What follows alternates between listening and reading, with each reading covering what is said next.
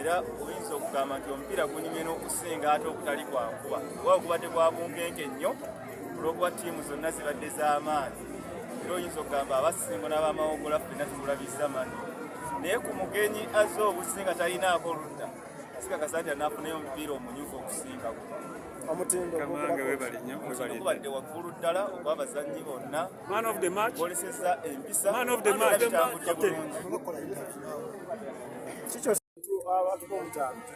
Njagala okukubiriza abantu ba Ssaabasajja Kabaka okumanya omuzannyo nga bwe gutambula buli omu akole obuwagizi okusongera ddala okwongera okujjanga okuwagira amasaza gammwe. Ekyokubiri okugoberera amateeka.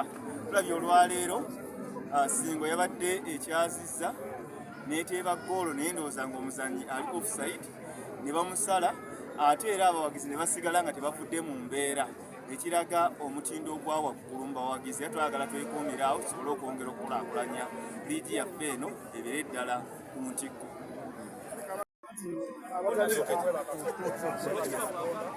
Njagala okuyozaayoza bannasingo mwenna kye twabagamba mukirabye endowooza.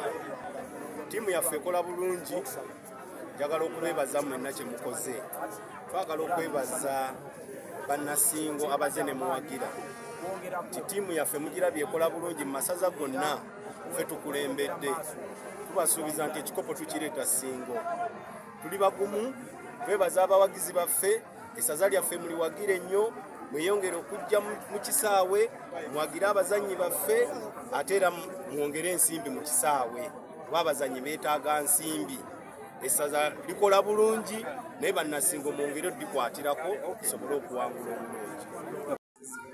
Dr. Kizza Martin Semambo, team manager wa Singo, ttiimu empanguzi mwaka 2024 ttiimu ey'amaanyi. Twebaza Katonda nti asobozesezza omupiira olwaleero tegubadde mwangu, twalize wamu ogwo bagoola emu nga twabadde tusuubira 3 oba 4 ate n'enkuba etutawaanyiza nnyo.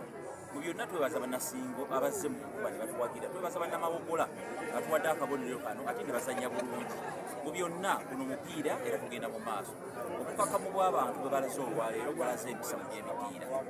Tutwalize wamu Ssaabasajja Kabaka yalowooleza waggulu nnyo kuba abavubuka tubatadde ku mutindo ate nabo batadde ku mutindo.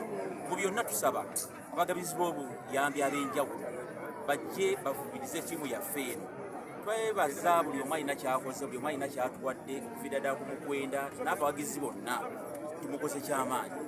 Twebaza buli omu bannamawulire na buli omu alina kyatodde, naye era tubakoowoola nti Singo twetaaga sponsor. Sente ziva mu bawagizi, sente ziva mu bakakiiko abatonotono. N'olwekyo basponsa bonna basobola tubakoowoola mujje ttiimu y'amaanyi, ttiimu weeri era tukakasa nti egenda kuleeta kikulu. Ssaabasajja Kabaka awangaale.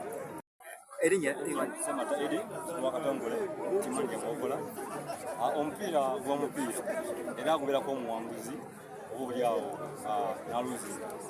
Tukkiriza nti enkuba fenga fena Mwogola tetukoze bulungi. Omupiira guweddemu 0 ate gwagwa maliri 0-0. Teba kuba ntaanya obuliawo malina okuwanga.